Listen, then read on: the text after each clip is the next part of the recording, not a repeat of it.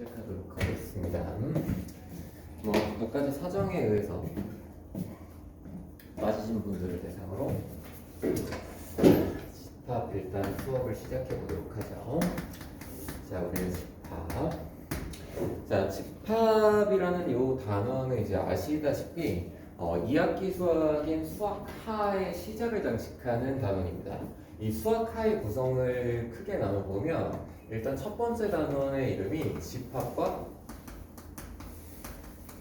명제라고 붙어 있고, 그리고 두 번째 단원의 이름이 함수입니다. 그리고 세 번째 단원의 이름, 이제 수학하의 끝이죠. 어떻게 생겨먹었냐면 요 놈은 뭐 이래요. 경우에서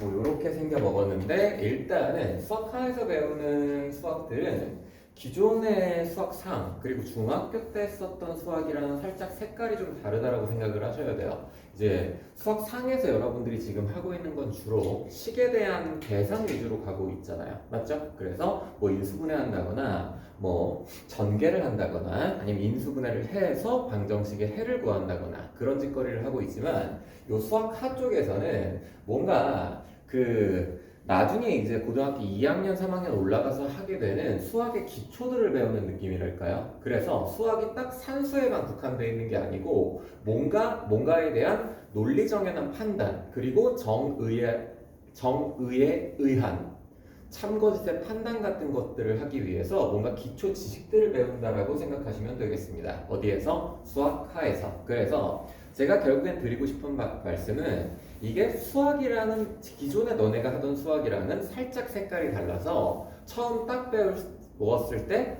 뭐 약간 어색할 수 있다는 점, 특히 이쪽 파트가 좀 그렇거든요. 그리고 이쪽 파트도 좀 그래요.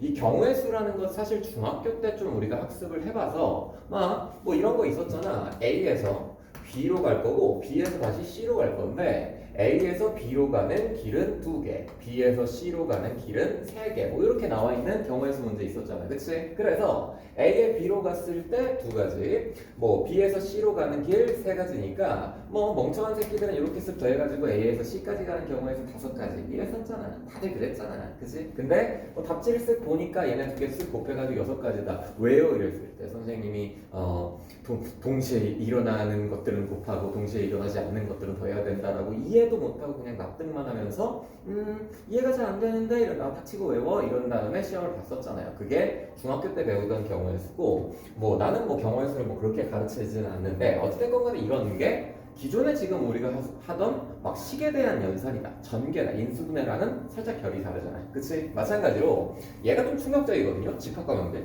얘가 뭔가 딱 배우면 내가 지금 수학을 하고 있는 건지 인문학을 하고 있는 건지 좀 가닥이 안 잡히는 경향이 좀 있어요. 왜냐면 얘는 원천적으로 원래 수학에서 파생된 것이 아니고, 여러분들이 대학교 딱 올라가면 책 중에 이름이 명제 논리학이라는 책이 있거든요.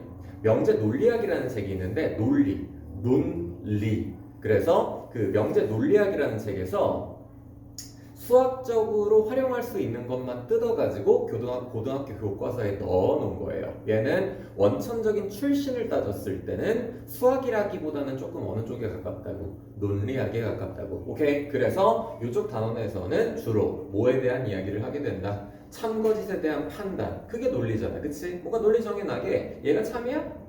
참이야 라고 했을 때 사실 거짓인데, 이런 게 굉장히 많이 나온다고. 오케이? 그래서 이쪽에서 대화하기 위해서는 어느 정도의 논리성은 좀 필요하다는 점, 그리고 이쪽에서 대화를 일단 해야 되잖아. 대화를 하기 위해서는 일단은 첫 타임, 첫 시간에는 어쩔 수 없이 지루할 수밖에 없다라는 점. 이유는 뭔가의 대화를 하기 위해서는 반드시 그 대화에 참여하기 위한 사전 지식들이 있어야 돼요. 새로운 단어들이 마구 쏟아져 나올 겁니다. 오케이? 그래서 그 단어들이 어떠한 뜻을 가지고 있으며 어디에서 활용되는지는 이제 지켜보시면 되겠죠. 첫 타임, 첫 수업이 재밌을 수는 없어요. 단어의 정의, 단어의 뜻만 내가 열거하고 밖으로 나갈 거기 때문에. 오케이? 그래서 침착하게 들어봅니다. 자, 그러면 일단 집합 시작해 보도록 할게요.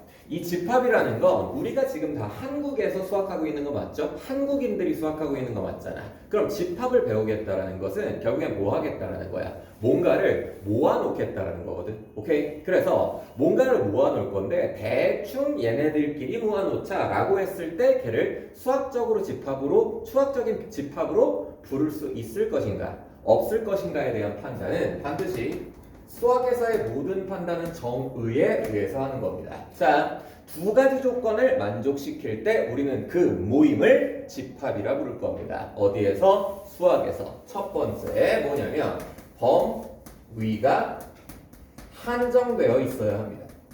그리고 바로 갈게요. 두 번째 뭐여야 하냐면 서로를 명확하게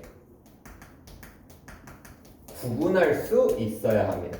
이게 바로 집합이 되기 위한 두 가지 조건이거든요. 이게 방금 무슨 말이냐면 간단하게 좀 예시를 들어보면 어떤 느낌인지는 홍당 이해가 갈 거예요. 자, 봐봐. 내가 잘생긴 사람을 좀 모아놓고 싶어. 잘생긴 사람을 좀 모아놓고 싶거든요. 그건 수학적인 집합이라고 부를 수 있을까요? 없을까요? 라고 물어봤을 때 얘들아 잘생긴 사람들의 모임이야. 그러면 일단 그런 문제점이 있지. 범위가 한정된 것만을 수학적인 집합이라고 부른다며. 오케이? 그럼 잘생긴 사람이야. 이바인학원에서 잘생긴 사람이 들어가야 되니 대한민국에서 잘생긴 사람이 들어가야 되니 전 세계적에서 잘생긴 사람이 들어가야 되니 전 우주적으로 잘생긴 사람은 다 들어와도 되니 알 수 없습니다. 오케이? 범위도 한정되지 않았고 두 번째 야 잘생긴 사람을 모아놓겠다라고 해가지고 우리 윤호가 그럼 난 당연히 들어가는 거 아닌가? 라고 하면서 들어올 수도 있잖아요. 여기에 있는 여성분들 중에는 윤호 정도면 당연히 들어가지 라고 생각하는 사람들도 있을 거고 윤호는 이거 왜 들어가? 라고 생각하는 사람도 있을 겁니다. 나 같은 경우에도 나는 내가 잘생긴 사람들의 모임이 있으면 나는 거기에 당연히 들어간다고 생각해. 아닌가? 나는 당연히 들어간다고 생각한다고. 근데 여기에서 방금 홍태희 웃었거든? 그리고 속으로 이런 생각한 거지. 네가 왜? 이런 생각을 한다고. 그래서 뭔가 집합에 포함되는 사람이랑 포함되지 않는 사람이 명확히 구분되지 않습니다. 오케이? 사람마다 개인의 취향 따라 얘는 잘생긴 사람이야, 얘는 잘생기지 않은 사람이야가 다 다르잖아. 맞지? 그래서 서로 간을 명확하게 구분할 수 없기 때문에 결론 방금 내가 말한 잘생긴 사람들의 모임은 뭐가 될 수 없다라는 것. 집합이 될 수 없다라는 것. 오케이? 그러면 내가 수학적인 집합 하나만 말해볼게요. 님들 이바인 학원 안에서 키가 180이 넘는 사람들의 모임. 그러면 키가 180이 넘는 사람들의 모임을 내가 이바인 학원 안에서 좀 모아놓겠다라는 거잖아. 그치? 첫 번째 뭐야? 범위는 한정됐습니다. 키가 180이 넘더라도 우리 학원 다니지 않는 저 중랑구청 사거리에 180 넘는 인간들은 집합에 포함되지 못합니다. 오케이? 그리고 두 번째 서로를 명확하게 구분할 수 있죠. 우리 윤호는 아까 전에는 뭔가 논란의 여지가 있었지만 지금은 논란의 여지가 없죠. 그렇죠? 그냥 들어가면 되잖아. 윤호 키 몇이니? 184. 충분히 들어갈 수 있죠. 그리고 저도 180.7이거든요. 당연히 들어가는 거지. 넘는 사람의 모임이. 진짜네요. 자, 그래서 어찌됐건 간에 이 수학적 집합에서는 이러한 두 가지 요건을 만족시켜야 한다. 괜찮겠습니까? 오케이. 그러면 내가 어떤 수학적 집합을 이렇게 정의했다라고 칩시다. 그러면 어찌됐건 간에 집합을 구성하는 구성원들이 생겼을 거 아니야. 180 이상인 사람들의 모임이라고 했을 때 윤호 들어가고 나 들어가는 거 아니야. 맞니? 그 집합을 구성하는 그 각각의 객체들을 앞으로 우리는 뭐라고 부를 거냐면 원소라고 부를 겁니다. 오케이? 그래서 결국엔 집합을 구성하는 그 각각의 요소들을 우리는 앞으로 뭐라고 부른다? 원소라고 부른다. 오케이? 그럼 표기법. 우리의 집합이라는 건 보통 수학에서는 이렇게 중괄호로 묶어서 소개하거든요. 그래서 이 새끼가 앞으로 요 안에 들어있는 놈이 모여있는 집합 기호다 라고 이해하시면 돼요. 오케이? 내가 만약에 요 집합 기호 안에다가 1, 2, 3이라고 요렇게 숫자 3개를 쓱 집어넣어 놓으면 앞으로 요 놈을 읽을 때 어떻게 읽어버리면 됩니까? 1, 2, 3을 원소로 하는 집합이구나 라고 받아들이시기만 하면 된다는 얘기. 오케이? 그래서 1, 2, 3을 원소로 하는 집합인데 사실 그 집합의 표현 방법은 크게 나눠서 이렇게 갑시다. 집합을 이렇게 직관적으로 내 눈가리에 보이게 표현하는 방법도 있지만 약간 띠껍게 이렇게 표현하는 방법도 있거든요. 집합의 표현 방법 중에는 이런 식으로 쓰는 것도 있어요. 자, x는 자연수. 근데 우리의 x라는 놈은 1보다는 크거나 같고 3보다는 작거나 같다. 집합을 이렇게 표시하는 방법도 좀 존재하거든요. 그래서 얘들아 봐. 얘는 그 원소들을 직관적으로 내 눈에 훅훅훅 보여주는 방식이라고 해서 이름 외울 필요 없어. 원소 나열법이라고 합니다. 한국인 맞잖아, 그치? 원소들을 얘처럼 나열해서 집합을 표시하겠다. 무슨 법? 원소 나열법. 근데 얘 같은 경우에는 내가 쓴 이 집합 같은 경우에는 위에 있는 것과 아래에 있는 것을 완벽하게 일치하게 썼거든요. 무슨 소리냐면 뒤쪽에 있는 일단 x의 조건 한번 봅시다. x의 조건은 x는 뭐만 될 수 있다? 자연수만 될 수 있다. 오케이? 근데 x는 자연수인데 자연수 중에서도 1보다 크거나 같고 3보다 작거나 같은 자연수만 원소로 가지는 집합을 이렇게 표시할 수 있습니다. 결론적으로 이 짝대기 있죠. 이 짝대기 앞쪽에 있는 이 x가 바로 집합의 원소가 되는 원소의 뭐가 되는 거예요? 모양이 되는 겁니다. 즉 얘는 이렇게 집합을 표시한다는 것은 이 짝대기 기준으로 앞에 있는 놈들이 뭐인 거야? 원소인 거야. 오케이? 근데 x가 원소인데 그 x의 조건들을 뒤에서 설명하고 있다라 그래서 one more time x가 원소인데 이런 모양이 싹 다 원소인데 이런 모양의 조건들을 뒤에서 설명하고 있다라고 해서 요 두 번째 집합의 표현 방법은 조건 제시법이라고 합니다. 오케이? 그래서 뭐 자연스럽게 우리가 대화할 수 있어. 조건 제시법으로 나타낼 수도 있고 원소 나열법으로 나타낼 수도 있습니다. 오케이? 근데 실전 상황에서 사실 우리가 집합론을 배우기 위해서 지금 수업을 하고 있는 건 아니잖아. 그냥 학교 내신 문제에서 집합 문제를 풀기 위해서 지금 들어와 있는 거잖아. 맞죠? 그래서 실전 문제에서의 집합은 얘를 이렇게 표현하거나 이렇게 표현하는 것보다 이 라스트 세 번째 방법을 훨씬 더 많이 사용합니다. 요 새끼는 세 번째 방식의 이름은 자주 쓰는 놈이니까 이름도 소개할게. 벤 다이어그램이라고 합니다. 벤 다이어그램이라고 이렇게 약간 영어로 나와 있는데 뭐 어려워할 건 없고 벤 다이어그램이라는 이 방법은 앞에 있는 벤 다이어는 수학자의 이름입니다.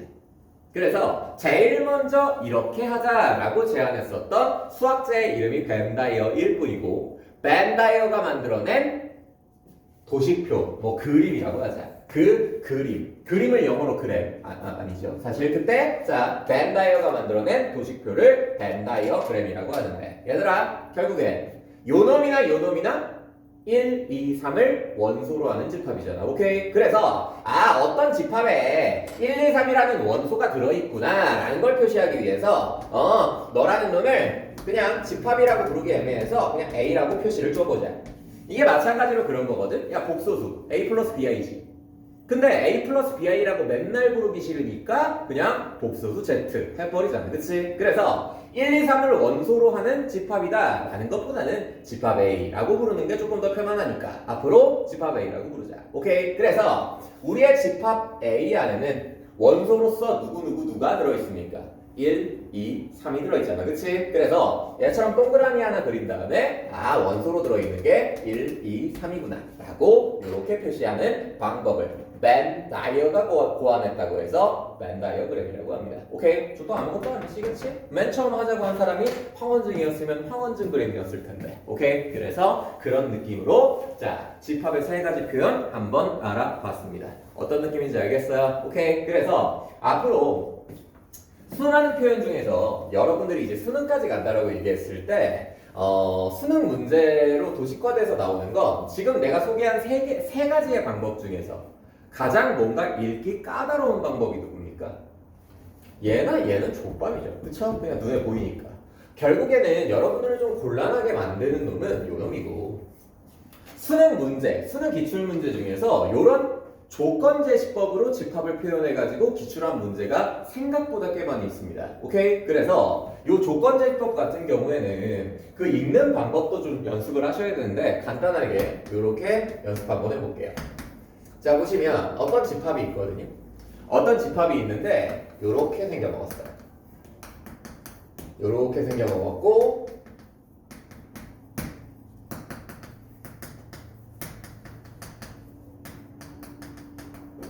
자, 이렇게 생겨먹었어. 얘는 분명히 저 중간에 짝대기 발려 있으니까 조건 제시법이 너무나도 확실한데 그러면 요 뒤에 있는 놈은 그 원소의 조건들 그리고 앞에 있는 놈은 원소의 뭡니까? 모양입니다. 오케이? 그래서 이 집합의 원소는 이러한 모양을 가지고 있구나. 맞니? 근데 저러한 모양이 이 집합의 원소인 건데 이 모양의 x와 y는 요 놈을 만족시켜야 되는 겁니다. 오케이? 그래서 x 플러스 y는 3을 만족시키는 x, y가 저 집합의 원소라고. 그러면 얼른 이 집합의 원소들은 뭐라고 읽어야 하냐면 얘들아 요거 x, y에 대한 몇 차식이니? 1차식이지. 그치? 1차식에서 그치면 안 됩니다. 1차의 상황에서 산수를 한다? 중학교 과정, 고등학교 1학년 1학기 과정일 뿐이에요. 오케이? 앞으로 요렇게 생겨먹은 x, y에 대한 1차식 반드시 누구로 읽어야 한다? 직선으로 읽어야 합니다. 오케이? 왜요? 1차 함수잖아. 맞나요? 그래서 요 직선 위의 점이다. 괜찮아? 요 직선 위의 점인데 범위는 없어요. 그치? 그냥 직선 위에 존재하는 모든 점들을 원소로 하는 집합이다 라고 읽어줄 수 있었으면 합니다. 오케이? 여기까지 괜찮아? 그래서 직선 위에 있는 모든 점을 원소로 하는 집합 이게 부드럽게 읽어줘야 집합 쪽에서 좀 고민이 없을 것 같습니다. 자, 좀 재미없죠? 나도 어쩔 수 없어. 가르치기 싫은데 예전 교육 과정에서는 중학교 때 좀 집합을 어느 정도 가르치고 넘어와서 고등학교 1학년 때 가르치기가 좀 편했는데 요즘에는 중학교 때 집합을 한 개도 안 가르쳐서 걸음마부터 다시 가르쳐야 돼요. 이게 뭐 하는 짓인가 싶지만 어쩔 수 없습니다. 가볼게요. 자, 어떤 집합 A가 있습니다. 자, 그 집합 A에 원소로서 1, 2, 3이 들어가 있다라고 칩시다. 오케이? 쟤는 그냥 눈으로 확확 보이잖아. 그러면 내가 이런 말 한번 해볼게. 우리의 1은 집합 A의 원소이다. 참이야 거짓이야? 우리의 1은 집합 A의 원소이다. 참이야 거짓이야? 1 들어있잖아. 그치? 당연히 뭐인 거야? 참이야. 그치? 그러면 2는 집합 A의 원소이다. 당연히 참인 거지. 그치? 근데 방금 내가 말하는 과정에서도 살짝 피로감이 느껴졌어. 1은 집합 A의 원소이다. 몇 글자니? 1은 집합 A의 원소이다. 11글자잖아. 그치? 이거 당연히 한글로 쓰면 인생 피곤해져서 수학이 싫어질 거예요. 맞니? 그래서 방금 내가 말한 이 코멘트를 수학적으로 표현하는 기호를 한번 배워볼 겁니다. 오케이? 그래서 그 기호는 약속이야. 왜 이렇게 되냐라고 묻지 않는 거야. 그냥 대화를 하려면 당연히 알고 있어야 된다. 자, 1은 집합 A의 원소이다 라는 것은 왜 이렇게 안 써지냐? 원소이다라는 것은 이렇게 표현합니다. 이렇게 표현해요. 저렇게 삼지창 끝에 달려있는 이렇게 생겨먹은 놈. 얘 앞으로 약간 저렴하게는 삼지창이라고 부르겠습니다. 오케이? 그래서 얘를 딱 보자마자 수학하는 사람들이 이렇게 약속했다니까 너의 뜻은 뭐예요? 1은 집합 A의 뭐이다? 원소이다. 즉, 저 삼지창 기호는 이런 의미를 갖고 있어요. 이 삼지창 기준으로 오른쪽은 반드시 집합이 튀어나오고 그리고 왼쪽은 반드시 원소가 튀어나옵니다. 근데 저 삼지창은 그 생김새가 만들어진 기원도 존재하거든요. 얘들아, 얘는 집합과 원소의 포함 관계를 나타내는 기호라며. 집합과 원소의 포함 관계를 나타내는 기호야. 얘들아, 원소 영어로 보니? 영어도 못하죠? 원소는 영어로 element입니다. 오케이? 그래서 얘가 엘리먼트의 앞글자를 따서 2인 겁니다. 아시겠어요? 오케이. 그래서 2처럼 생겼잖아. 그렇게 안 생겼다고 뭐 웃겨도 어쩔 수 없긴 한데 엘리먼트라고 하시던가 아니면 삼지창이라고 하시던가. 오케이. 그래서 얘는 반드시 이러한 포함 관계를 나타낸다 라고 이야기할 수 있고, 그럼 하나 더 해보자. 3은 다 써지는 거야. 집합 A의 원소이다. 이건 당연히 샴인 거지. 그치? 근데 우리의 4는 집합 A의 원소가 아니잖아. A에는 4가 없잖아. 오케이? 그럼 어떻게 표시하면 되겠니? 원소가 이렇게 안 써지는 거야. 아니다. 됐어요. 그래서 4는 집합 A의 원소가 아니다 라고 읽으면 되는 겁니다. 여기 어려워? 뭘 어려워? 그냥 이러기로 한 건데 이게 칠판인 게 어려워? 쌤 이게 야 얘들아 여기 칠판이야. 쌤 너무 어려워요. 조까 이게 뭘 그냥 소개하는 거야. 오케이? 이래서 집합과 원소의 포함 관계를 표시하는 그러한 기호들입니다. 됐니? 자 그래서 뭐 이런 느낌이고, 자 그러면 일단은 기호가 집합과 원소를 포함하는 기호를 하나 배워봤는데 기호가 몇 개 더 있거든요. 자, 그 기호를 배우기 위해서는 얘도 치고 가야 돼요. 이런 단어도 배워봐야 됩니다. 자, 단어 아직 멀었어요. 새롭게 나오는 단어. 그 첫 번째 부분집합입니다. 부분집합.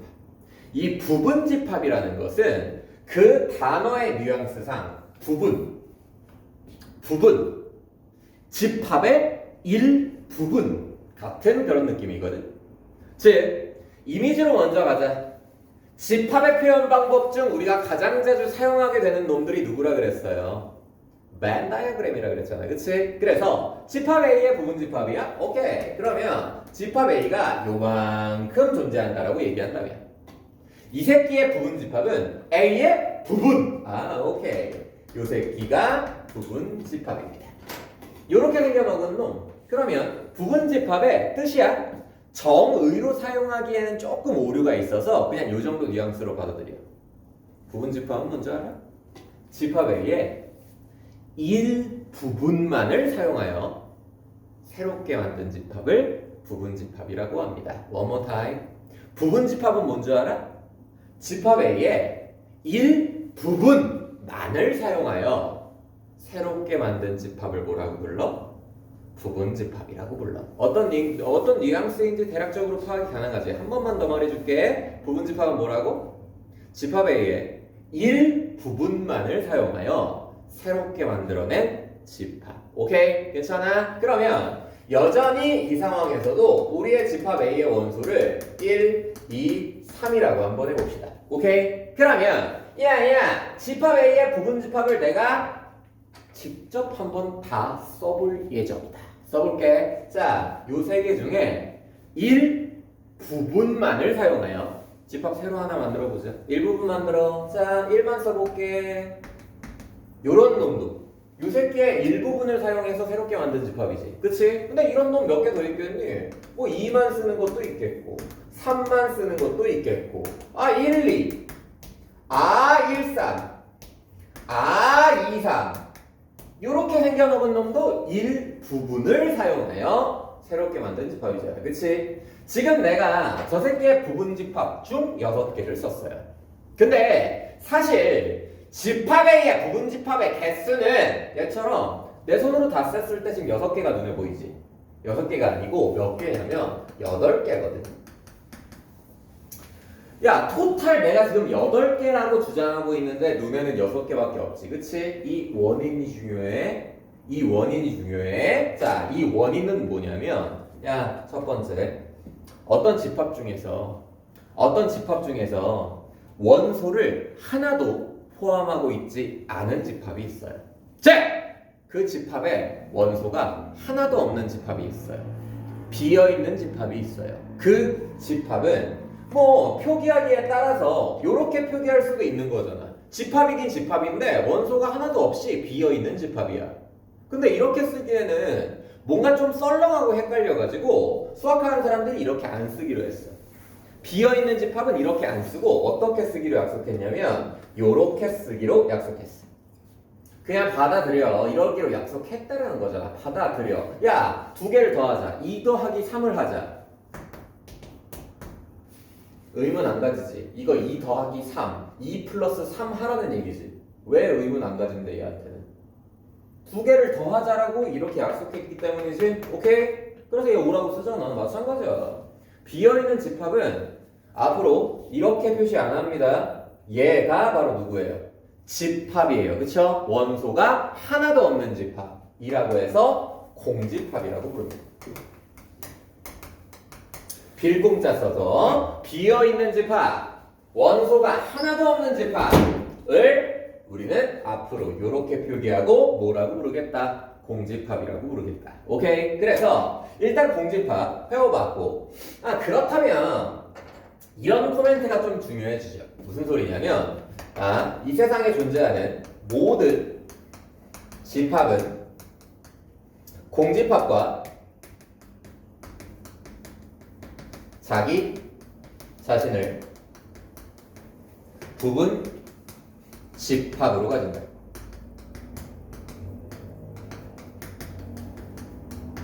요 코멘트는 이제 명제 쪽에서는 좀 유명한 말이죠. 무슨 얘기냐면, 자, 이 세상에 존재하는 모든 집합은 공집합과 자기 자신도 부분 집합으로 가진다는 거예요. 그래서 내가 아까 정의 아니라 그랬지. 집합 A의 일부분만을 사용하여 새롭게 만든 집합을 부분 집합이라고 할 수는 없습니다. 사실 가르칠 때 좀 쉽게 배우라고 내가 그렇게 얘기할 뿐이지, 사실 정의는 이거야. 사실 정의는 이거야. 집합 A의 일부분 또는 전체를 사용해요. 새롭게, 너무 구리잖아. 집합 A의 일부분 또는 전체를 사용하여 새롭게 만든, 또는 들어가는 순간 정의가 확 구려지잖아. 확 공부 안 하고 싶잖아. 그래서 그냥 내가 그렇게 말하는 건데, 봐봐. 얘 때문이지? 자기 자신? 자기 자신까지 우리는 뭐 취급하는 거야? 부분 집합 취급하는 거야. 오케이? 그래서 저 6개에다가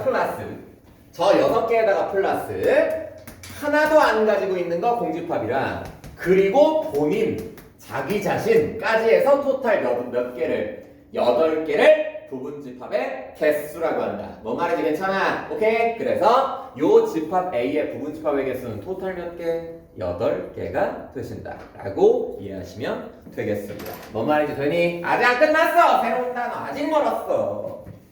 뉴 월드니까 아주 단어가 엄청 많아요. 간다. 어떤 단어도 좀 있냐면 이 단어도 있어요. 진, 부, 분, 집합도 좀 있어요. 진, 부분 집합이라는 것은 의미 자체로 부분 집합 중에 진짜야. 그러니까 진짜 부분 집합이라고 해서 어떤 뜻이냐면, 야, 1, 2, 3이라는 건 그냥 다 갖다 쓴 거지 사실은 부분은 아니잖아. 전체를 다 갖다 쓴 거잖아. 그래서 이 자기 자신을 제외한 요 7개를 앞으로 뭐라고 부른다? 진 부분 집합이라고 부른다. 오케이? 그래서 부분 집합은 정리하자요. 공집합과 자기 자신까지 포함해서 부르는 말이 누구? 진 부분 집합. 오케이? 근데 그 전체 부분 집합 중에서 자기 자신을 제외한, 여기로 예를 들면 7개를 뭐라고 부른다? 진 부분 집합이라고 한다. 단어를 모르면 아예 대화가 안 될 거 아니야. 오케이? 그래서 이러한 단어 머릿속에 입력하는 거 어렵지 않은 것 같아요. 자, 그러면 이제 어느 정도의 단어에 대한 파악이 끝났으니까 한번 용어 한번 정리해 보도록 할게. 간다. 야, 이렇게 정리 한번 해보자. 뭐 판단하는 거냐면 원소인지 아닌지에 대한 판단. 결국엔 이쪽은 이제 논리학의 영역이다 보니까 이거 딱 뱉었을 때 얘가 참이에요, 거짓이에요? 라는 판단을 좀 많이 하게 된다고. 오케이? 그래서 그거의 대표적인 문제인 건데, 얘들아 봐봐. 우리의 A라는 놈은 1, 2 그리고 너를 원소로 하는 집합이에요. 여기서부터 이제 헷갈리는 포인트가 시작되는 거거든. 물어볼게. 첫 번째, 집합 A의 원소의 개수는 몇 개입니까? 여기서부터 막 제대로 안 들으면 헷갈림이 시작되는 거야. 원소의 개수 몇 개야? 막 헷갈린다고. 씨발 숫자도 많은데 뭔가 중간에 집합도 있는 것 같고 씨발 모르겠네. 헷갈린다고 제대로 안 배우게. 오케이? 얘기할게. 집합 A의 원소의 수는 딱 4개야. 야, 어떤 집합이든 그 원소에 대한 표기법이 똥똥똥똥 해서 여기에 별표 있고 여기에 동그라미 있고 여기에 세모 있고 여기에 하트 있고 여기에 네모 이런 식으로 있는 거잖아. 원소 간의 구분은 이러한 점들로 하는 거잖아. 맞니? 근데 여기에서 하나가 네모가 아니고 막 이런 놈이야. 막 존나 복잡하게 생긴 막 이렇게 생긴 고차원적인 그림이야. 뭐 이런다고 해서 얘 원소의 개수가 좀 바뀌는 거야? 아니야. 그냥 집합 A의 현재 스코어의 원소는 하나, 둘, 셋, 4개인 거야. 오케이? 그냥 여기에서 표현하는 그 기호들의 함몰 대신 맛이라는 얘기야. 그냥 하나, 둘, 셋, 4개고 쌤! 얘는 1을 원소로 하는 집합인데 얘는 1, 2를 원소로 하는 집합인데 굳이 말하면 이렇게 팍팍해져요. 얘들아. 그냥 1, 2를 원소로 하는 집합이 A의 원소인 거야. 아, 존나 헷갈려. 그렇지? 야, 이렇게 하자. 원소인지 아닌지 판단이 있잖아. 점 기준으로 얘네들 있지. 똑같이 생겼는지 다르게 생겼는지에 대한 틀린 그림 찾기라고 생각하시면 돼. 오케이? 그래서 얘들아, 요거 한번 물어볼게. 쉬운 거부터 먼저 가자. 이거 참이에요, 그 뜻이에요? 참입니다. 이유를 아셔야 돼요. 1은 집합 A의 원소이다 라고 얘기하고 있지. 그치? 당연히 뭐인 거야? 참인 거야. 오케이? 그러면 뭐 요거 한번 가보자. 요렇게 생겨먹은 놈.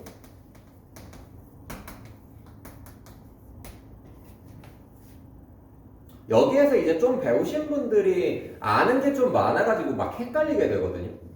요 새끼는 요렇게 생겨먹은 놈이 집합 A의 원소이다 라고 주장하고 있는 거잖아. 그치? 그러면 야, 얘가 집합이라고 해서 함몰되지 마. 그냥 뭐야? 원소 중에 얘랑 똑같이 생긴 놈이 있느냐 없느냐 싸움이잖아. 그치? 얘는 참입니다. 왜? 왜 때문에? 너랑 똑같이 생겼잖아. 맞지? 그래서 이런 거거든요. 얘도 당연히 뭐야? 참인 거야. 아시겠어? 자, 근데 여기에서의 헷갈리는 포인트 쌤 족밥인데요? 족밥 아니야. 지금 일부러 내가 이지하게 소개하느라 여러분들이 판단하기 좋게 여기다가 쓴 거지. 님들 이거 삼지창 있지? 엘리먼트 기호 있지? 어디랑 어디에다 쓰는 거야?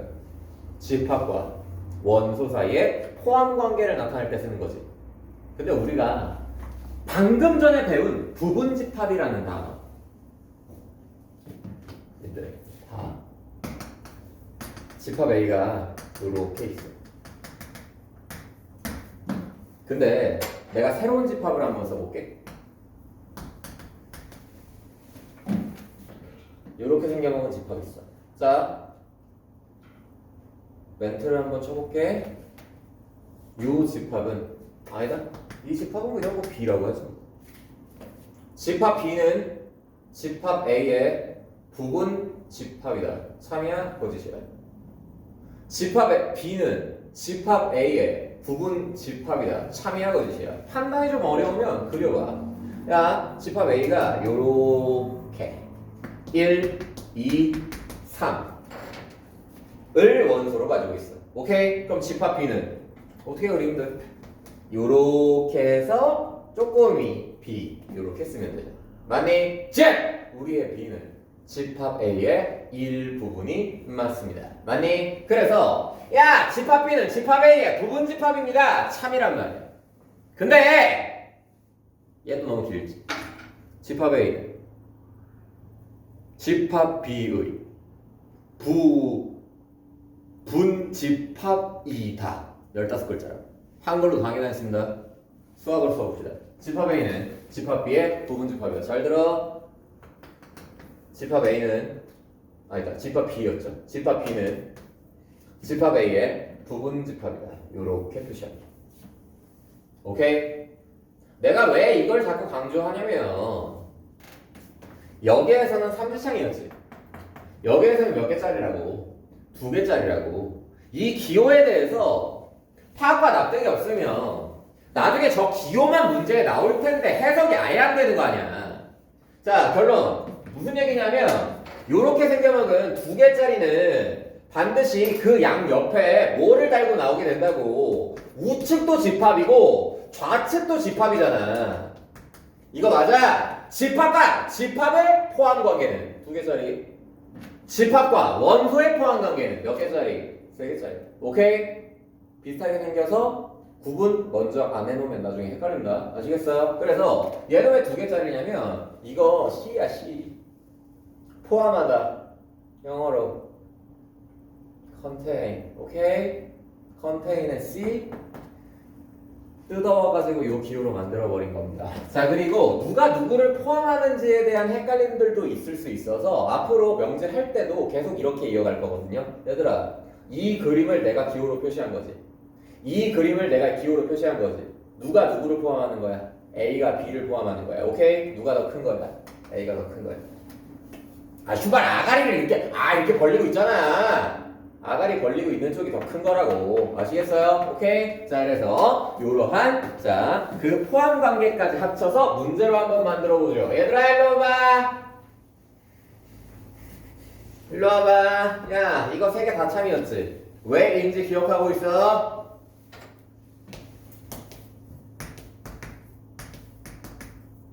참이야, 거짓이야? 참이야, 거짓이야? 얘도 참이야. 누구 때문이야? 얘 때문이야.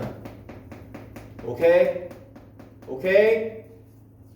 이거 부분집합이잖아. 일부분만 사용해서 너를 만들 수 있어야 되잖아. 얘. 이 새끼만 뜯어서 부분집합으로 만들면 만들 수 있는 집합이잖아. 맞지? 그래서 참인 거야. 그러면 얘들아 봐봐. 봐봐.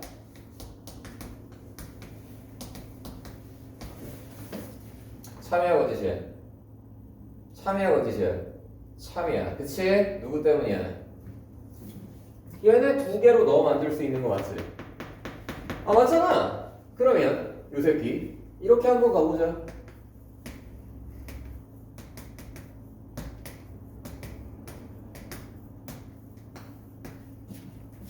저렇게 생겨먹은 명제. 참이야, 거짓이야? 여기서 막 헷갈리기 시작하는 거라고. 거짓이야. 쟤는 거짓이야. 왜? 왜? 야, 얘 원소로서 존재해야 되지. 일부분만 뜯어서 여기에 집어넣었으니까. 그리고 얘 원소로서 존재해야 되는 거지. 맞지? 그래서 야, 이렇게 똑같이 생긴 놈이 원소로 저기 존재하나? 응, 존재해. 근데 얘로 똑같이 생긴 놈이 저기에 원소로서 존재하나? 얘랑 똑같이 생긴 놈은 존재하지 않아. 맞지? 그래서 결론적으로 이 집합은 A에서 만들 수가 없습니다. 오케이? 그래서 얘는 부분집합이 되지 못합니다. 하나만 더 할게. 하나만 더 할게. 자,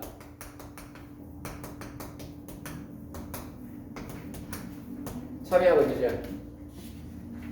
참이야, 거짓이야? 컨셉 명확하게 잡아. 참이야, 이 새끼. 왜? 이 괄호 안에 들어있는 요놈 똑같이 생긴 놈 저기 있어? 있지. 이 괄호 안에 있는 놈 얘랑 똑같이 생긴 놈 저 괄호 안에 있어? 있잖아. 그치? 그래서 모인 거야. 참이야. 즉! 원소 중에 얘랑 얘만 사용해서 새롭게 만든 집합 이 너인 거라고. 아시겠어? 오케이? 그래서 자, 참거짓 구분하는 문제 반드시 시험 문제에 나올 수밖에 없거든요. 반드시 기억을 해두시면 되겠습니다. 됐나요? 자, 그래서 자, 계속 한번 가보자. 계속 쭉 한번. 정의 시간이니까 노잼인 것도 이해해. 근데 나는 재밌겠니? 재미없는 걸 너네들한테 가르치는 나는 재밌겠냐고. 나도 하기 싫어. 뒤지겠다고. 근데 안 할 수가 없어가지고 보강까지 하고 지금 새로 찍고 있는 거잖아. 애 새끼들 다 까먹을까봐. 간다! 자, 뭐냐면 우리가 지금 부분집합에 대해서 학습을 하고 있고 아까 내가 여러분들한테 부분집합에 대해서 소개하기를 이렇게 소개했지. 집합 A에 일부분만을 사용하여 새롭게 만든 집합이다 라고 소개했잖아. 그치? 근데 내가 컨디션도 붙였잖아. 아, 얘는 정의는 아니야. 정의 알려드릴게. 부분집합은 일단 벤 다이어그램으로 표시를 하면 우리의 A A의 부분집합은 반드시 요런 모양으로 생겨 먹어야 한다. 오케이? 근데 야 봐봐. 내가 말하는 더 납득이 되나 한번 봐봐. 이 부분집합을 B라고 한번 해볼게. 그러면 이거 벤 다이어그램에 이렇게 그려져 있는 상태를 보면 아 우리의 집합 B는 집합 A의 부분집합이구나. 아 너무 길어. 집합 B는 집합 A의 부분집합이구나. contain B는 A에 포함돼. 오케이? 그럼 이런 상황일 때 어떤 상황인지 볼게. 봐봐. 상인지 봐봐. 얘가 집합 B의 원소라고 치자. 집합 B의 원소는 집합 A의 원소이다. 참이라고 치자. 참이지. 여기에도 집합 B의 원소가 있다라고 치자. 얘도 집합 B의 원소야. 집합 B의 원소는 집합 A의 원소이다. 참이지. 집합 B의 원소면 집합 A의 원소이다. 참이지. 당연한 말이지. 당연한 걸 말로 한번 써볼게. 뭐냐면 모든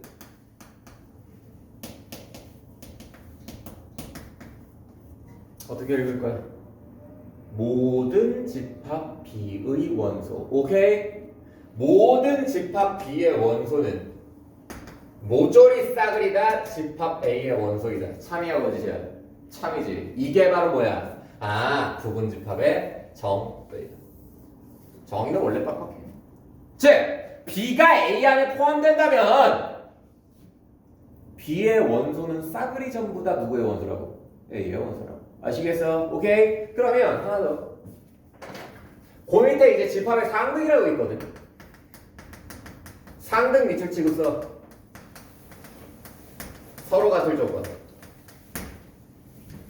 집합의 상등이라는 건 집합이 서로 같을 조건이야. 이게 무슨 얘기냐면 그런 거라고 그죠? 집합 A가 요만큼 있었다라고 칠게. 그런데 내가 지금 얘기하고 싶은 건 집합 A랑 집합 B가 서로 똑같다 라고 이야기하고 싶은 거거든. A랑 B가 같은 집합이다 라고 이야기하고 싶은 거거든. 표현은 이겁니다. 집합 A는 집합 B랑 똑같다를 이야기하고 싶어요. 그러면 이 이야기를 하기 위해서는 반드시 어때야 하냐면 야 똑같아 방금 배웠지? 내 집합 A의 원소거든? 집합 A의 원소이면 집합 B의 원소이다. 참이하고 지지야.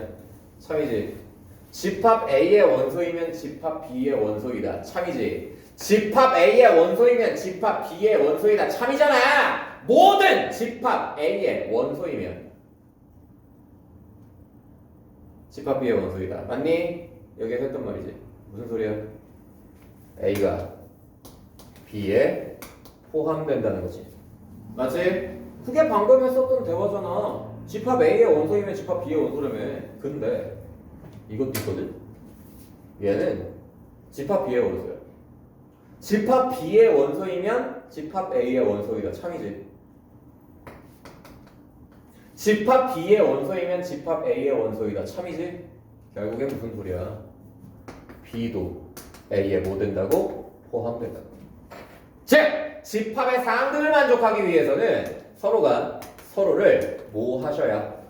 포함하셔야. 오케이? 두 개가 서로 같다. 아 그냥 같은 집합이 아니고 수학적으로 이렇게 해야 문제를 풀겠지? 집합 단원에서 어떤 두 집합이 서로 같다라고 이야기할 수 있으려면 서로가 서로를 뭐 해야 된다고? 포함해야 한다고. 서로가 서로를 뭐 해야 한다고? 부분 집합으로 가져야 한다고. 뭔 말이죠? 오케이. 그게 집합의 상등의 정의입니다. 이 정의는 좀 빡빡한 게 어쩔 수 없는 게 수학 잘하는 할아버지들이 결정해 놓은 건데 나는 힘이 없어요. 걔네들이 결정해 놓은 걸 가르치는 수밖에. 괜찮아? 오케이. 자 그래서 이 정도로 넘어가고 자 봐봐. 보시면 요런 게 있거든요. 자 결국엔 핵심적인 문제는 요 놈이 될 거예요. 부분 집합의 개수. 물어보는 건 결국엔 문제화 되는 건 결국엔 부분 집합의 개수예요. 자 우측에다가 내가 써놨네. 경우의 수. 얘는 100% 경우의 수 마인드로 가야 여러분들이 헷갈림 없이 어려움 없이 풀 수 있습니다. 잘 봐. 이런 거거든. 혹시 이거 기억나? 1, 2, 3을 원소로 하는 집합 A가 있는데 집합 A의 부분 집합의 개수 몇 개였어? 아까 직접 내가 일일이 카운트해서 보여줬지. 그치? 집합 A의 부분 집합의 개수 아까 몇 개였니?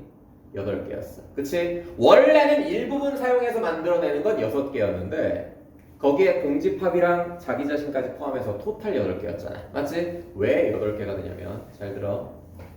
집합 A를 내가 벤 다이어그램으로 그려볼게. 벤 다이어그램으로 그리면 요 안에는 반드시 1, 2, 3이 모두 다 들어가는 거지. 근데 부분집합은 누구다? 부분집합은 누구다? 요 안에 일부분으로서 요렇게 존재하는 애. 맞니? 그럼 뭐야? 내가 케이스를 한번 가볼게. 얘의 상태.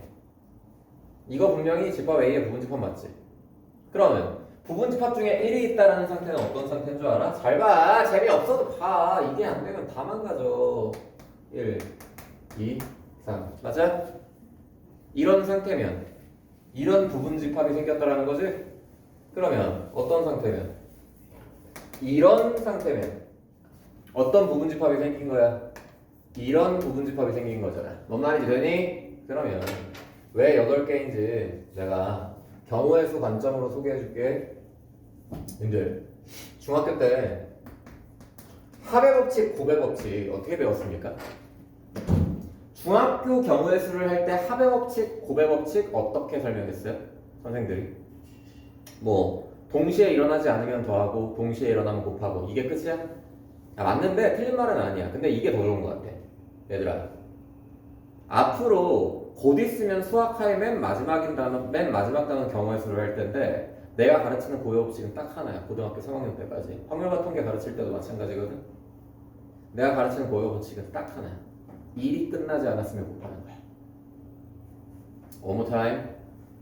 일이 끝나지 않았으면 곱한다. 그게 내가 가르치는 고유 법칙이야. 가볼게. 얘들아 하나 물어보자. A라는 동그라미 안에는 1, 2, 3이 모두 들어가야 하지. 지금 소개해 놓은 걸로 봐서 A 바깥에 1, 2, 3이 있을 수는 없잖아. 그치? 반드시 요 동그라미 안에 1, 2, 3이 모두 들어가 있어야 한다고. 맞아요? 그러면 한 가지 물어보지. 1은 여기에 있니? 여기 있니? 1 어디 있어? 1 어디 있니? 부분집합 안으로 들어갔니? 아니면 바깥쪽으로 나와서 이 도너츠 쪽에 위치해 있니? 모르지. 모르잖아. 1은 여기에 갈 수도 있고 여기에 갈 수도 있는 거잖아. 그치? 1이 선택할 수 있는 자리 몇 자리야? 2자리야. 오케이? 끝났어? 2, 3은? 2, 3은 그냥 꺼져라 이럴 거야? 안 끝났지. 곱하기 2는 안쪽에 있어? 바깥쪽에 있어? 모르지? 2가 들어갈 수 있는 자리도 몇 자리야? 2자리. 됐어? 그럼 3도 들어갈 수 있는 자리 2자리니까. 그래서 부분집합의 개수가 몇 개인 거야? 8개인 거야. 아시겠어? 쌤! 이 정도는 직접 세도 괜찮은데 야! 이게 원소가 3개밖에 안 되니까 직접 살만 한 거거든? 만약에 원소가 이 정도로 됐다고 해보자. 직접 세볼래? 공집합이랑 1, 2, 3, 4, 5 1, 2, 1, 3, 1, 4, 1, 5 맘먹고 세려면 셀 수도 있겠지. 근데 너무 많아서 두려움이 있잖아. 하나쯤 빼먹으면 오답되는 거니까. 맞지? 그래서 이렇게 갈게. 얘들아 요 집합 A가 이렇게 생겨먹었을 때 부분집합의 개수 몇 개로 가야 되냐면 당연히 야 1한테 물어봐. 들어갈 수 있는 자리 몇 자리야? 2자리지? 2한테 물어봐도 몇 자리야? 2자리지? 3, 4, 5 한테 각각 물어봐야 2자리씩이지. 그럼 부분집합의 토탈 개수 당연히 몇 개? 2에 5승. 부분집합의 토탈 개수는 32개입니다. 아시겠어? 오케이? 그래서 요게 부분집합의 개수를 설명한다. 아시겠니? 야 봐봐. 집합 A가 이렇게 생겨먹었다고 치자.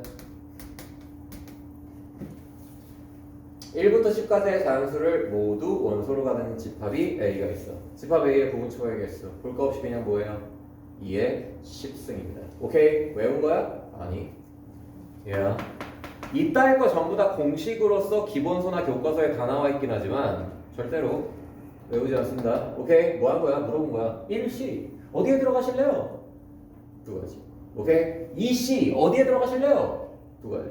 맞아요. 그래서 이렇게 자 부분지파의 개수를 알아두시면 되겠습니다. 됐죠? 자 근데 당연히 개수만큼 지수 자리에 올려버리면 되는 거기 때문에 얘는 시험 문제로 당연히 기출이 안 되고 시험 문제에 기출이 된다면 이런 거예요. 가볼게.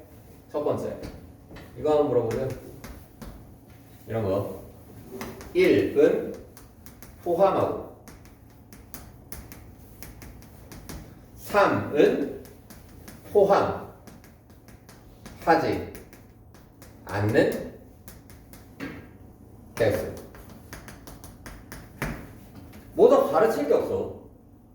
부분집합이긴 부분집합인데 그 부분집합에 일단 누구는 들어왔으면 하고 1은 들어왔으면 하고 3은 안 들어왔으면 하는 거잖아. 오케이? 난 가르쳤으니까 바로 갈게. 얘들아 1, 2, 3, 4, 5가 다 여기 안에 들어가야 되지. 그지? 근데 요 부분집합 안에 1은 들어왔으면 하고 3은 안 들어왔으면 하는 거잖아. 그치? 그런 거 구하는 거잖아. 그럼 뭐야? 1한테 물어보자. 어디 들어가실래? 두 가지야? 어디 들어가실래요? 두 가지니? 내가 구하는 게 부분집합은 반드시 누구를 포함하시오. 1은 포함하시오지. 그런 걸 세 주시오지. 그럼 뭐야? 어디 들어가실래요? 얘는 선택의 여지가 없어.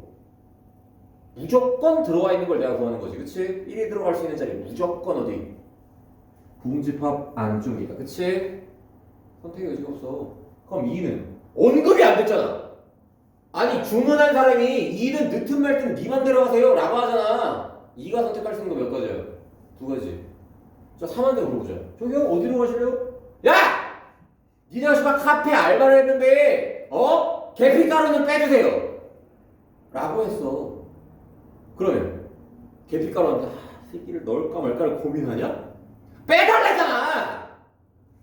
3은 들어갈 수 있는 자리 무조건 몇 가지야? 한 가지지. 그치? 어디야? 바깥쪽으로 빼놔야 되잖아. 맞잖아. 그럼 얘도 선택의 여지가 없어. 그럼 얘는 선택할 수 있어? 두 가지? 두 가지. 그래서 이런 거 토탈 이런 조건을 만족시키는 부분집합의 개수 몇 가지야? 2의 3승이야. 얘 공식화돼서 나오기는 해. 결국에는 얘랑 얘는 선택할 수가 없어. 이미 주문한 사람이 1은 넣어주시고요 3은 빼주세요 이랬잖아. 계피가루는 빼주시고 휘핑크림을 올려주세요 이랬다고. 그럼 거기다가 그렇게 이미 말을 했는데 휘핑크림을 올려드릴까요? 빼드릴까요? 또 물어보는 게 병신이잖아. 빼달래잖아. 오케이? 넣어달래잖아.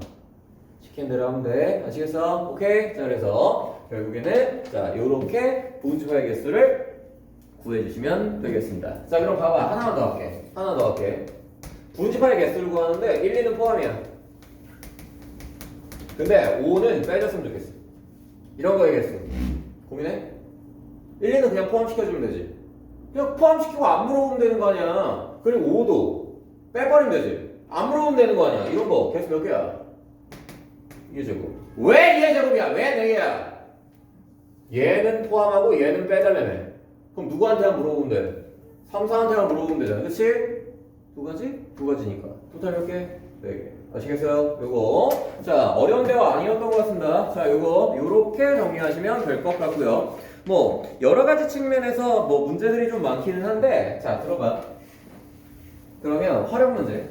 아마도 이제 셀 펼치면 이제 상황 문제 정도 될 거예요. 근데 우리가 뭐 셀을 풀지는 않기 때문에 그냥 여기서 한번 풀어보자. 가볼게. 자, A가 1, 2, 3, 4, 5. 요렇게 생겨먹은 집합 A가 있답니다. 자, 근데 문제가 이런 식이거든요.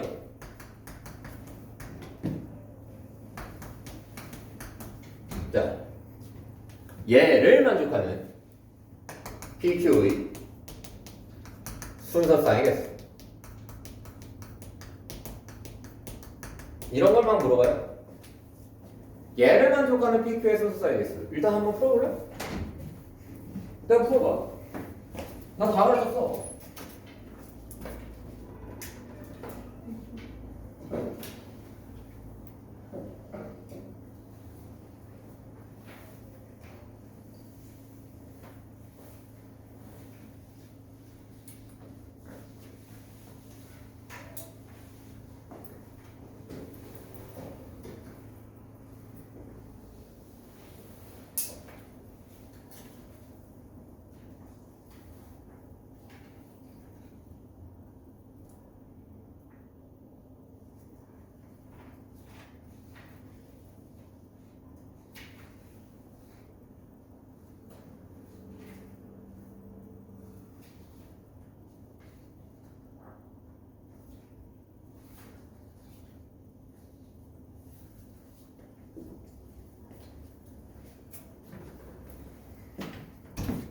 자, 봐. 이거 어려운 거 아닌데 뭔가 부드럽게 풀리는 사람도 있겠지만 안 풀리는 사람도 있을 거예요. 자, 내가 구하는 건 이거 PQ의 순서쌍이겠지. 그러면 얘가 무슨 소리야? P는 A에 포함되어야 하고 Q는 P에 포함되어야 하는 거지. 그치? 근데 이 포함 관계가 3개에 걸쳐서 만들어져 있으니까 식만 보고 판단하기에는 조금 어려움이 있겠다. 오케이? 직접 뭐 하면서 하자? 보면서 하자. 누구로? 벤 다이어그램으로. 됐어? 그러면 각계 집합 A가 요만큼 있었다라고 치면 요 안에 P 들어있는 거고 요 안에 Q 들어있는 거지. 맞냐? 근데 내가 알고 있는 건 뭔데? 요 1, 2, 3, 4, 5는 어디가 됐든 반드시 A 안에 들어있어야 되는 거라고. 맞지요? 그럼 뭐 하면 돼? 물어봐.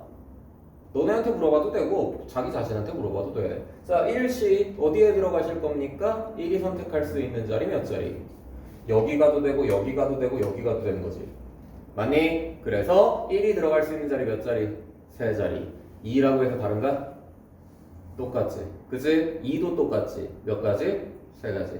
3도 똑같지. 4도 똑같지. 5도 똑같지. 만족시키는 수사이겠으 몇 개? 3의 5승. 뭐 243인 건 중요하지 않습니다. 오케이? 됐니? 이런 식으로 문제가 살짝 틀어져서 나오더라도 크게 고민 없이 우리는 해결할 수 있다라는 점이에요. 자, 그럼 봐봐. 근데 이게 상문제에는 이러한 조건부터 있거든요. 단 PQ는 공집합이 아니다. 여전히 경우의 수만 있습니다. 잘 들어? 님들, 얘가 붙으면서 문제가 확 팍팍해졌거든. 야, 만들어질 수 있는 모든 부분집합의 순서쌍이 3의 5승 243가지나 되지. 잘 들어야 돼. 집중해서 들어. 안 그러면 훅 지나간다. 이 중에는 PQ가 공집합인 게 포함되어 있어요. 어떤 상황이 보일게. 지금 내가 뭐 해서 순서쌍이 개수 만들었냐면 얘네한테 가끔 물어봤지. 야, 1 너 어디 들어갈래? 몇 가지였어? 3가지지. 그 3가지는 어디였어? 여기, 여기, 여기였지. 맞니? 근데 1은 3가지니까 3가지 딱 쓰고 어디에 들어갔냐면 여기에 들어갔어. 2한테도 물어봤지. 2한테도 물어봤지. 3가지였지? 여기에 들어갔어. 3도 여기, 4도 여기, 5도 여기에 들어갔어. 그거 분명히 여기 안에 포함되어 있지. 3개 중에 어디에 들어가도 상관없는 거니까. 맞잖아. 그럼 이런 상황이라면 1, 2, 3, 4, 5는 다 요 맨 사이드에 있는 도너츠 모양으로 간 거잖아. 맞지? 그럼 PQ에 지금 원소 있어요? 없어요? 없잖아. 이런 상황은 PQ가 공집합인 상황입니다. 내가 구해야 되는 상황이 아니지. 자, 잘 들어. 이런 상황을 대비해서 제가 여러분들을 이미 교육하고 학습시켜놨어요. 수학에서 제일 많이 하는 짓거리. 연산적으로 수학에서 제일 많이 하는 연산이 제가 뭐라 그랬죠? 일단 저지르고 수습하는 겁니다. 오케이? 수습해 볼게요. 상황은 이래. 요 안에는 내가 구하는 상황도 있지만 구하면 안 되는 상황도 있는 거지. 그치? 구하면 안 되는 상황이 어떤 상황들이야? 이런 상황들이잖아. 맞니? 즉 여기에는 내가 구하는 상황과 구하지 않는 상황이 모두 포함되어 있으니 구하면 안 되는 거를 구해서 뭐 해버리자? 빼버리자. 오케이? 전문용어로 여집합이라고 하는데 다음 시간에 설명할게. 자, 근데 어찌됐건 간에 구하면 안 되는 거 누구냐면 여기 쪽에 있는 게 누구냐면 P, Q가 뭐인 거? 공집합인 거 구해서 뺄 겁니다.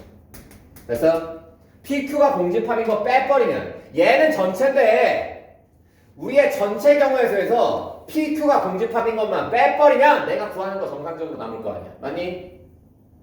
야, 그럴 거 아니야. 100명 중에 안경 안 쓴 사람이 17명 있어. 100명 중에 안경 안 쓴 사람이 17명 있어. 그럼 안경 쓴 사람 몇 명이야? 83명이지. 어떻게 보였어?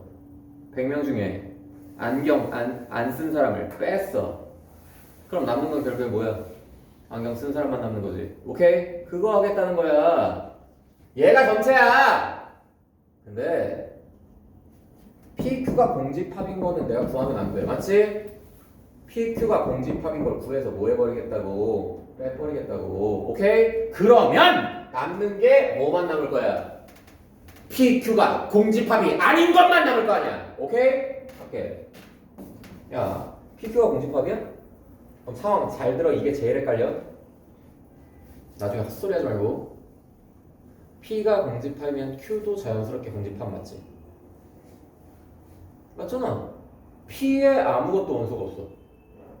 그러면 Q에는 당연히 원소가 없는 거지. 왜? P가 Q를 뭐하고 있으니까. 포함하고 있으니까. 맞지? 그러면 P가 공집합인 거 구해서 다 빼버릴게. P가 공집합인 거 구해서 다 빼버리면 얘들아 결국에는 그런 거거든. P가 공집합인 거 요 안에 아무도 누가 못 들어오는 거야. 원소가 못 들어오는 거지. 그치? 그러면 바깥쪽에만 원소가 쳐들어갔다는 거 아니야. 누구니? 1, 2, 3, 4, 5 이거 내가 구하는 케이스 아니지? 그치? 빼버리자. 이거 몇 가지야? 다 바깥쪽으로 갔으니까 한 가지. 빼기 1. 됐니? 그리고 Q가 공집합인 거 구해서 빼버리자. Q가 공집합인 거 구해서 빼버리자. Q가 공집합인 거. 그러면 어머나. 요 안에 아무도 못 들어온다는 거네? 요 안에 아무도 안 집어넣을 거야. 그럼 여기 안으로만 못 들어오는 거니까 1한테 물어봐. 1이 들어올 수 있는 자리 몇 자리야? 요 동그라미 안에만 못 들어오면 되는 거잖아. 그럼 1이 들어올 수 있는 건 하나, 둘. 몇 가지? 두 가지. 뭐 말도 되니? 오케이? 그래서 얘도 두 가지니까 빼기 얼마 해버리면 돼? 2에 5승까지 해버리면 되지. 그지? 근데 이 문제의 어려움은 여기에 있어. 얘가 누구였어? 빼기 1 한 개 누구였어? Q가 공집합인 거였지. P가 공집합인 게 너였지? 그럼 넌 누구야? Q가 공집합인 거지. 근데 이 문제의 정답은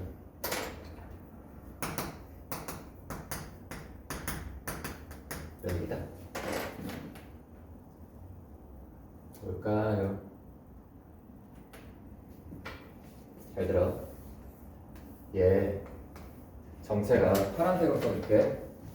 얘는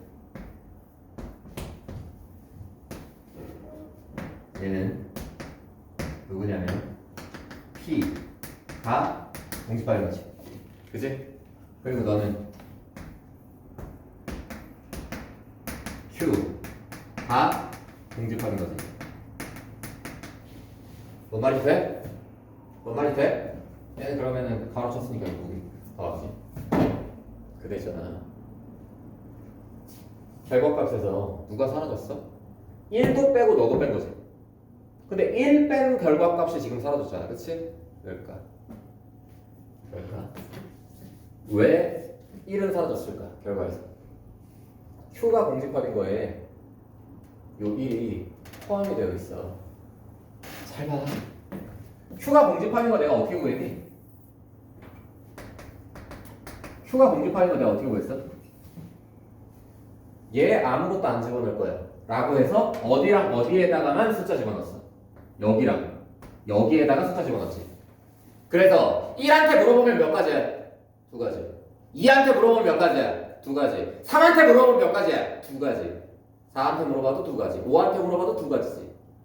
근데 두 가지 해가지고 32가지인데 걔들이 다 여기로 몰빵될 수도 있는 거잖아. 그치? 그게 아까 빼줬던 일이었잖아. 맞지? 전문용어로 오버카운팅.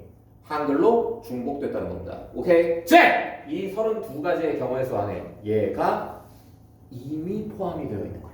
뭐 말이 되니? 오케이? 그래서 얘는 안 빼주시는 것이 맞다. 아시겠어? 어렵지. 이게 니네가 나중에 배우는 확률과 통계랑 경우의 수 쪽에서도 가장 어려운 문제야. 그래서 한번 가져와 봤어. 좌절 한번 해보라. 아시겠어요? 오케이? 그래서 자 이런 거였고 일단 이 본처의 개수 구하는 거는 뭐 시험 기간 때 제가 좀 더 빡빡하게 전해드리는 걸로 하죠. 하나만 더 하고 마무리할게요. 하나만 더 하고 마무리할게요. 왜? 추워? 춥다고? 그래?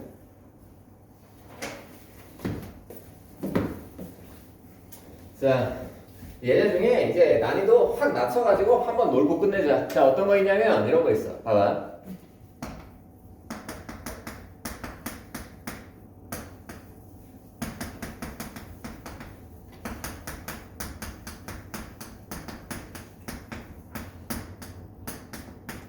자, 이런 거 있어. 쟤를 만족하는 집합 x의 개수. 존나 쉽거든.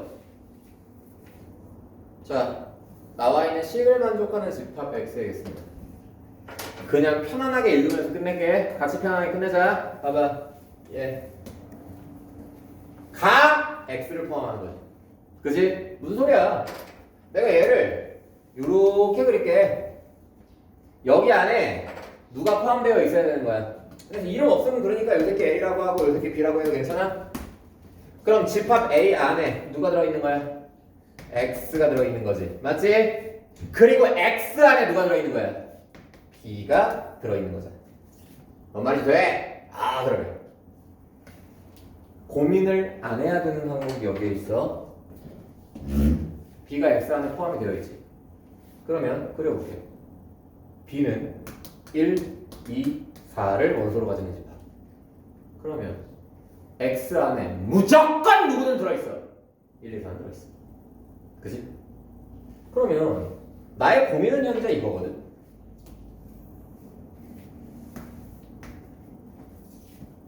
1부터 64까지의 2의 배수들은 A에 무조건 들어있어야 돼. 맞니? 하지만 우리의 X 안에는 1, 2, 4는 이미 들어있는 거지. 어떻게 처리할 거냐고. 물어볼 거잖아. 1씨 어디에 가실래요? 미쳤니? 이미 들어가 있는데. 누구한테는 안 물어봐도 된다고. 얘네한테는 안 물어봐도 된다고. 누구한테만 물어볼 거라고. 8부터 16, 32, 64는 어디에 들어가 있는지 모르지. 그럼 뭐야? 들어올 수도 있고 바깥으로 나갈 수도 있는 거지. 그치? 각각이 몇 가지 경우가 있어? 두 가지 경우가 있어. 그치? 그래서 두 가지 해서 얘를 만족시키는 집합 x의 개수 몇 개? 2의 4수. 되냐? 이걸 2의 7-3수 이렇게 쓰는 게 더 코미디 아니야. 얘한테 그냥 안 물어본 건데. 아시겠어? 오케이? 그래서 얘가 그대로 정답이 되신다 라는 그런 이야기. 안 어렵지? 안 어렵잖아. 그치? 그래서 이렇게 하시면 이제 고강 끝났습니다. 오늘 수업 여기까지 하는 걸로 할게요. 이거 각가지 이유 때문에 학원에 추가적으로 오셔가지고 수업 받느라 고생 많으셨습니다. 근데 더 고생해야죠? 저도 이제